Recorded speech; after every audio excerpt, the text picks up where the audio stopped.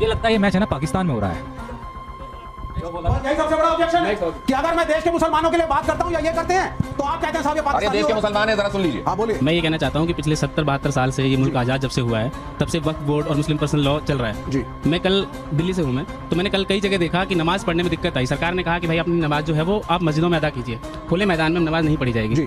जब हम मस्जिद गए तो मस्जिद है ही नहीं जी। मतलब इतना चंदा हम हर साल ईद पे, बकरी ईद पे और जुमा के दिन दे के आते हैं, क्या हम एक मस्जिद नहीं बना सकते? नहीं। पूरी दिल्ली में मैंने देखा कई जगह हमने खुद ये चीज झेली है कि नमाज नहीं पढ़ी। बिल्कुल गलत इस्तेमाल हो रहा है, बिल्कुल करप्शन हो रहा है, ट्रांसपेरेंसी। सुनिए मैं उस दिन आप कहाँ थे जिस दिन ओबीसी ने योगी जी को मदारी कहा था? तो आज के इस वीडियो में ऑडियंस ने विवेक श्रीवास्तव को धो दिया है, क्योंकि विवेक श्रीवास्तव रहता तो भारत में है पर हमेशा गुणगान डायरेक्टली नहीं पर इनडायरेक्टली पाकिस्तान और चीन का करते रहता है। और इसी के साथ बीजेपी से दुश्मनी करने के चक्कर में हमेशा हिंदू धर्म पर ही उतर जाता है, हिंदू धर्म का बुराई गिनाने में। तो इसी बात पर ऑडियंस ने अच्छे से धोया है, जिसके बाद विवेक का चेहरा देखने लायक था इसकी बेइज्जती होने के बाद। वीडियो आपको जरूर अच्छा लगेगा, इसलिए अंत तक जरूर देखिएगा इसकी धुलाई को। तो चलिए सीधे शुरू करते हैं देखना। आपकी तरफ से कोई सवाल है तो जल्दी बताइए क्या है। मुझे लगता है ये मैच है ना पाकिस्तान में हो रहा है।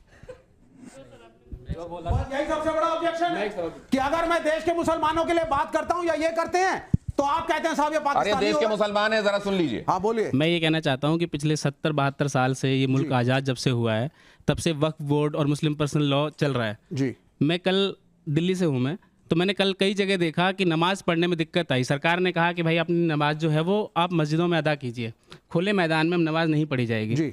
जब हम मस्जिद गए तो मस्जिद है ही नहीं जी। मतलब इतना चंदा हम हर साल ईद पे, बकरी ईद पे और जुमा के दिन दे के आते हैं, क्या हम एक मस्जिद नहीं बना सकते? नहीं। पूरी दिल्ली में मैंने देखा कई जगह हमने खुद ये चीज झेली है कि नमाज नहीं पढ़ी। गलत इस्तेमाल हो रहा है, बिल्कुल गलत इस्तेमाल हो रहा है, बिल्कुल करप्शन हो रहा है, ट्रांसपेरेंसी। सुनिए मैं अभी एक मिनट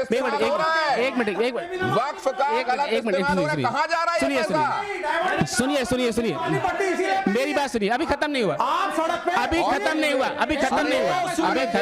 मुसलमान को बोलने दीजिए। सुनिए, मैं डिबेट करने नहीं आया हूँ आपके साथ, मैं डिबेट करने नहीं आया हूँ आपके साथ। अपनी बात कहिए। मैं डिबेट करने नहीं आया हूं आपके साथ। मैं ये कहना चाह रहा हूं कि क्या ये 70 सालों में पॉसिबल नहीं था कि दिल्ली में जिस जगह मैं रहता हूं, मैं नारायणा गांव में रहता हूं, वहां एक भी मस्जिद नहीं बनी है, वक्फ बोर्ड में पारदर्शिता नहीं है, ट्रांसपेरेंसी नहीं है, वहां भ्रष्टाचार बैठे हुए लोग। सड़क पे नमाज पढ़ेंगे, किसी भी तरीके से पढ़ेंगे। क्यों? नहीं, सड़क पे पढ़ेंगे। एक सेकंड, ये वक्फ की संपत्तियों का कितना बढ़िया इस्तेमाल हो रहा है, ये आपने देख लिया। अब ये भी दलील दी जाती है। एक सेकंड, अब यहाँ पर आप ये दलील दी जा रही है। एक सेकंड, सड़क पे नमाज इसलिए पढ़ेंगे क्योंकि सड़क पे दुर्गा पूजा के पंडाल लगते हैं। अरे तो आप ही की बात कह रहा हूं, विवेक श्रीवास्तव, बात आप ही की कह रहा हूं जी। ये जो आप कह रहे हैं जी कि हिंदू पूजा पंडाल लग सकते हैं सड़क के किनारे, कांवड़िए चल सकते हैं सड़कों पर, ये सब हो सकता है, लेकिन अगर वहां नमाज पढ़ ली जाए तो दिक्कत होती है। वजह क्या है? नहीं, फर्क क्या है वो भी देखिए। पड़ेगी अगर तुमने नमाज फर्क क्या है, जरा एक सेकंड जरा यहाँ पर रखिए। अच्छा चलिए, ये जो चीजें बताई जाती हैं, नहीं एक सेकंड। और मुस्लिम लीग ये कह चुके थे कि हम हिंदुओं के साथ नहीं रह सकते, एक अलग देश बना लिया। ये हिंदुओं की उदारता है कि आज भी सबसे ज्यादा मस्जिदें और मुसलमान है। ये हिंदुओं की उदारता है कि धर्मनिरपेक्ष संविधान है, लोकतंत्र का संविधान है, समानता का संविधान है। ये बहुसंख्यक हिंदुओं के कारण है, नहीं तो जिन्हें जैसे कट्टरपंथियों ने पाकिस्तान ले लिया था, एक बड़ा हिस्सा देश का ले लिया था। तबीयत खराब हो जाएगी, तबीयत खराब हो जाए। अरे क्यों बोलेंगे सरकार के खिलाफ जब सरकार सही काम कर रही है? पानी पीजिए। एक सेकंड, ये दिखाइए जरा, यहाँ रखिए क्विकली। क्या फर्क है जरा दिखाता हूं। धर्म संकट में इनमें से कौन सी जानकारी सही है? अब जरा ये देखिए, ये तौल दिया जाता है ना एकदम से, सबको एक तराजू में डाल दो। अब जरा देखिए, कांवड़ यात्रा का मार्ग पहले से तय होता है, इसकी परमिशन ली जाती है, किस रास्ते से, रूट तय होता है, और ये सही है कि नहीं है फैज साहब इसको बताते जाएंगे। ऐसा होता है फैज साहब? बिल्कुल होता है। दुर्गा पूजा, गणेश पूजा पंडाल में पहले परमिशन ली जाती है, सड़क किनारे निर्माण, और अगर कहीं मान लीजिए जैसे बड़ा गणेश कहीं लाल बाग का राजा बैठे, उसके लिए स्पेशल परमिशन ली जाती है, और जब एडमिनिस्ट्रेशन परमिशन देता है तब वो होता है। होली टोली लगातार रंग लगाते हुए अपना आगे बढ़ती रहती, किसी एक जगह पर स्थायी नहीं हो जाती। और सड़क पर नमाज आप ये भी बताइएगा सही है कि नहीं है। ना परमिशन, ना सूचना, सड़क पर जाम।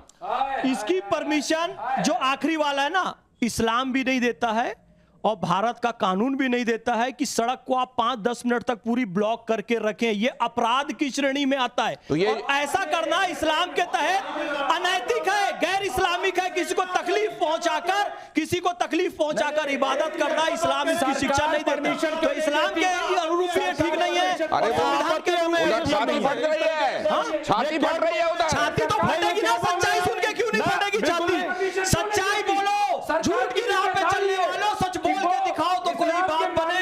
और आईना तोड़ने से क्या फायदा, दाग चेहरे के मिटाओ तो कोई बात बने।